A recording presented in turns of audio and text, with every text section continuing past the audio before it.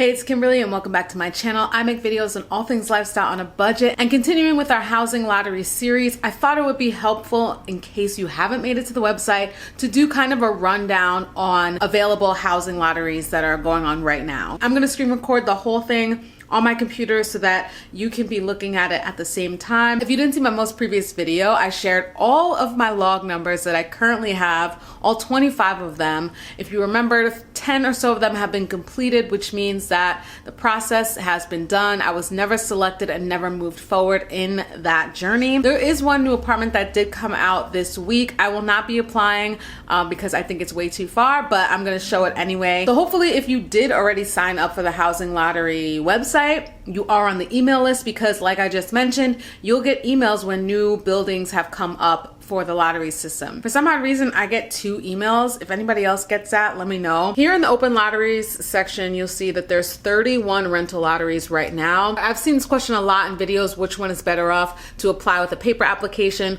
or to apply online. And I don't have the answer for you because I've not done the paper one. Sometimes you're like, ooh, will it be easier because it's like they get the physical copy? But because there's so many people that are applying for housing, I imagine that there are multiple people thinking the same thing. So that means they're getting multiple applications physically, and it's probably roughly the same process. But do you? I could be completely wrong. Maybe it's only 5 people, and then so it's like, oh, you're right there. But I have no idea. If anyone has experienced that, comment down below your experience. You have to send a self-addressed stamp to the address in order to get the application back, and then you probably would have to then send it back in.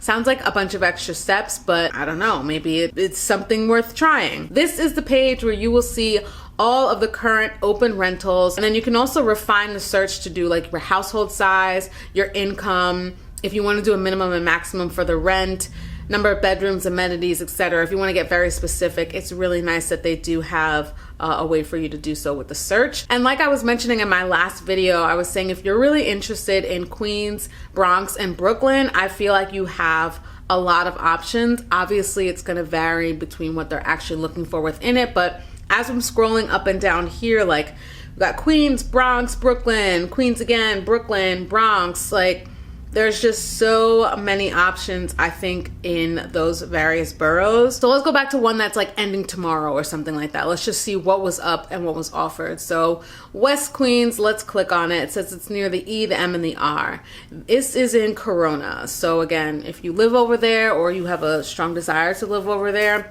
this is great for you.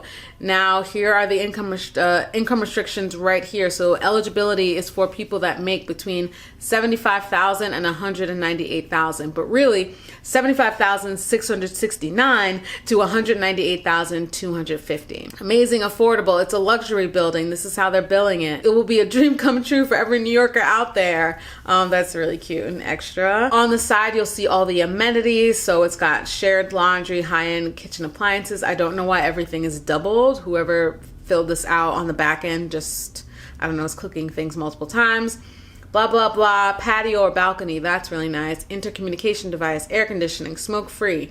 Now let's scroll down to what's offered. So as you can see, there's not that much offered here. This is for an AMI of 130%. If it's 2 people though, your combined is between 75,000 and 146. So that's kind of good because it gives 2 options. So if you were both making, let's see, let's go with something generous. If you both are making 40K, if I'm not mistaken, y'all could put that 2 together and then this is what you'd be getting. But my question is, if you're making around 40K or so, would you think that $1,100 is a good rent for you? You can answer that for yourself, but that is something to think about. For a 2-bedroom, they've got 2 units. The rent would be $24, but it's split between either 2, 3, 4, and 5 people.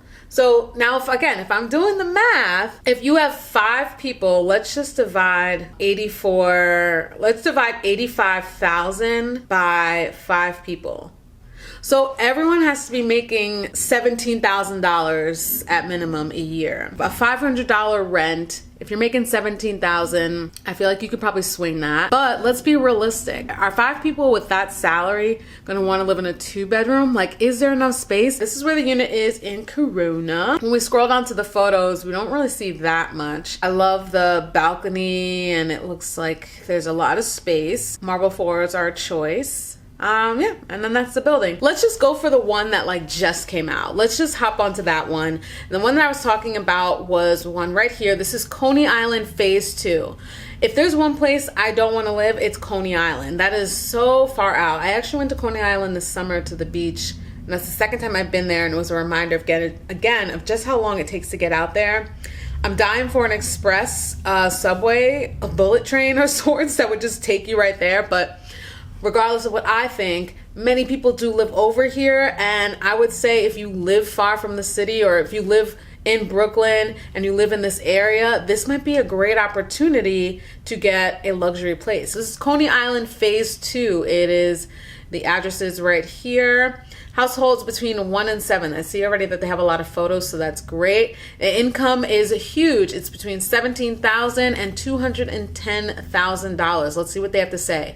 375 spacious new construction rental apartments in Coney Island, close to the beach, local stores and restaurants, brand new finishes and appliances, and plenty of closet spaces. Tenants are responsible for electricity, including an electric stove. The building was constructed through the extremely low and low income affordability program of the New York City Housing Development Corporation and the New York City Department of Housing Preservation and Development and the mandatory inclusionary housing program of HPD. I would love to look up all these like individual programs because this is great that they're offering that.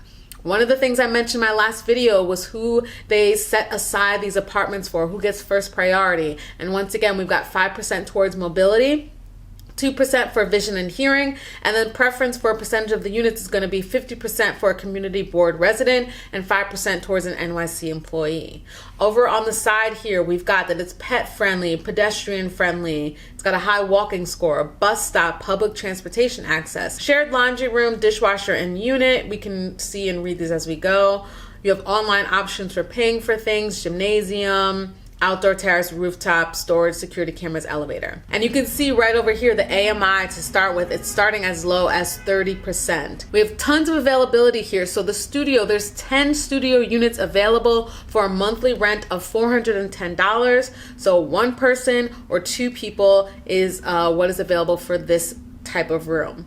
So if you are 1 person and you make between $17,000 and $29,000, you can pay only $410. So if we think back to what I was saying about the 5 people in the room and paying like almost $500 for their space, this is kind of like the same thing. So I guess in a sense it's a deal, but look at this one because you could live by yourself. That's even better.